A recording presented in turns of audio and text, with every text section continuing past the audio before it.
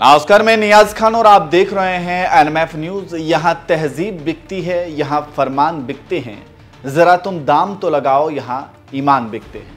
भले ही कुछ लोग अपने ईमान का सौदा ना करें और अपनी ईमानदारी पर अडिग रहें, लेकिन ऐसे लोगों को अगर अपवाद कहा जाए तो गलत नहीं होगा, क्योंकि एक कहावत है कि ईमानदारी की भी एक कीमत होती है। हमारे देश के अंदर जो प्रशासनिक तंत्र है, ये भ्रष्टाचार को लेकर बहुत ही बदनाम है। चाहे कोई भी सरकारी योजना क्यों ना हो, जो सरकार द्वारा इसलिए बनाया जाता है या फिर ऐलान किया जाता है ताकि हाशिए पर रह रहे लोगों तक उसका लाभ पहुंच सके, देश विकास की राह पर आगे बढ़ सके। लेकिन विडंबना यह है कि ऐसी योजनाओं के ऐलान होते ही भ्रष्ट मानसिकता के लोग दीमक की तरह ऐसी योजनाओं से चिपक जाते हैं और फिर धीरे धीरे इसे सफा चट कर जाते हैं। और फिर होता यह है कि लोगों का सरकारी तंत्र से भरोसा उठने लगता है। इस स्टोरी में हम आपको एक ऐसी ही योजना के बारे में बताने वाले हैं जो योगी सरकार ने चलाई है, लेकिन भ्रष्ट मानसिकता के लोग इसे दीमक की तरह चाट रहे हैं और हर महीने 2 महीने में इस योजना में घपलेबाजी का मामला सामने आ ही जाता है। ये योजना है मुख्यमंत्री सामूहिक विवाह योजना। आरोप है कि इस योजना के तहत लाभार्थियों को डिनर सेट तय स्टैंडर्ड के मुताबिक नहीं मिला है। इसकी शिकायत जिला स्तरीय प्रशिक्षण समिति ने मुख्य विकास अधिकारी को सौंपी है, जिसके बाद आपूर्तिकर्ता को नोटिस भी जारी किया गया है। दरअसल चंदौसी, संभल, गुन्नौर और बहजोई में मुख्यमंत्री सामूहिक विवाह योजना का आयोजन किया गया था। इसके अंतर्गत 35,000 रुपए का चेक दिया जाता है और 10,000 रुपए की सामग्री होती है, जिसमें डिनर सेट और दूसरे घरेलू सामान होते हैं। इसमें जो डिनर सेट दी जाती है, इसमें दावा किया गया है कि यह निर्धारित वजन से बहुत कम है। दरअसल दावे के मुताबिक डिनर सेट का वजन 8 किलो होना चाहिए, जबकि जो डिनर सेट मिला है उसका वजन महज 4.5 किलो ही है। मतलब यह कि किसी भी तरह से इसमें घालमेल किया गया है। इसकी शिकायत भी संबंधित अधिकारियों को की जा चुकी है और इसकी जांच भी हो रही है। वैसे आपको बता दें कि ये कोई पहला मौका नहीं है। इससे पहले भी मुख्यमंत्री सामूहिक विवाह योजना में कई घपलेबाजी के मामले आ चुके हैं। यहां तक कि पैसा खाने के लिए फेक शादियां भी कराई गई हैं।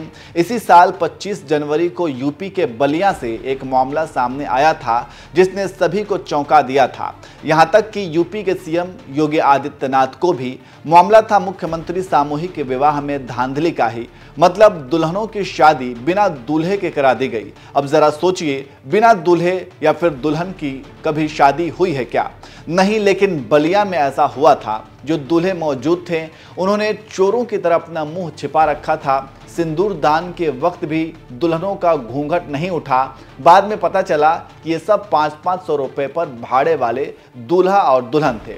आप तस्वीरों में देख सकते हैं कि दूल्हा दुल्हन खुद ही अपने गले में वर्णमाला डाल रहे हैं और इन्हें हंसी भी आ रही है, जैसे इनके लिए यहाँ कोई मनोरंजन का खेल चल रहा हो। सोशल मीडिया पर जब सामूहिक विवाह का यह वीडियो वायरल हुआ तो फिर शक की सुई गड़ी और फिर इस मामले में जांच के आदेश दिए गए। उसके बाद एक और वीडियो वायरल हुआ, जिसमें एक युवक ने खुलासा किया कि उसे पैसे का लालच देकर पंडाल में बिठा दिया गया था। सुनिए उस युवक ने क्या कुछ कहा था। क्या हुआ था 27 तारीख को? कहाँ गए थे आप? 25 तारीख को 25 तारीख को देखने के लिए गए थे। कहाँ? क्या देखने? ये शादी होता है। हाँ, फिर क्या हुआ वहाँ? वहाँ पे 2-3 लोग हमको बलिया ही बैठा दिया तो मैं बैठ गया। हाँ, किस लिए बैठा दिया जबरदस्ती? ऐसा ही बैठा दिया था। हाँ, क्या तो मैं बैठ गया था। क्या कहे लो आपको? बोले थे कि 2-3 हजार रुपया देंगे, बैठ जाओ। हाँ, किस लिए? शादी के लिए। शादी के लिए। तो आप बैठ गए वहाँ? हाँ। फिर क्या हुआ? वहाँ से मैं चला गया उठकर। कहाँ चले गए? देखने के लिए। तो क्या दूल्हा बना के बैठाए थे कि कैसे बैठे? नहीं, ऐसा ही बैठा था। नहीं, देखा जाए टोपी लगा कर बैठे हैं, माला भी पहने हैं। वो फोटो खींचे थे, माला दूसरा टोपी लगा के बैठे थे। वो टोपी नहीं लगाए थे। और दुल्हन कहाँ की थी मालूम है? मालूम नहीं है। दुल्हन को मालूम नहीं है। तो पैसा मिला आपको? जो नहीं मिला। कौन कहा था देने के लिए? वो एक बूढ़ी थी, वैसे ही उठ के चला गया, बोला कि क्या ले, उससे चला गया मैं उठ के। तो सुना आपने, युवक का कहना है कि उसे पैसे का लालच देकर पंडाल में बैठा दिया गया था और फिर बाद में उसे पैसे भी नहीं मिले। जब यह मामला पूरा गरमाया तो फिर जिलाधिकारी ने तत्काल एक्शन लेते हुए एक जांच की टीम बनाई और दोषियों के खिलाफ कार्रवाई की गई। अभी इस मामले के 1 महीने ही गुजरे थे कि एक और नया मामला सामने आ गया था और ये यूपी के ही झांसी में मुख्यमंत्री सामूहिक विवाह योजना का ही था। इस बार दूल्हे की गैर मौजूदगी में ही दुल्हन ने अपने जीजा संग 7 फेरे ले लिए थे। वहीं शादी के तुरंत बाद जब दुल्हन ने अपनी मांग से सिंदूर को हटाया तो फिर लोगों को शक हुआ और जब दूल्हा दुल्हन से अलग अलग बातचीत की गई तो उन्होंने इस बात को स्वीकार किया। इस पूरी घटना के बाद लोगों का कहना है कि विवाह समारोह में सरकार की ओर से मिलने वाली आर्थिक मदद हड़पने के लिए ये खेल खेला गया था।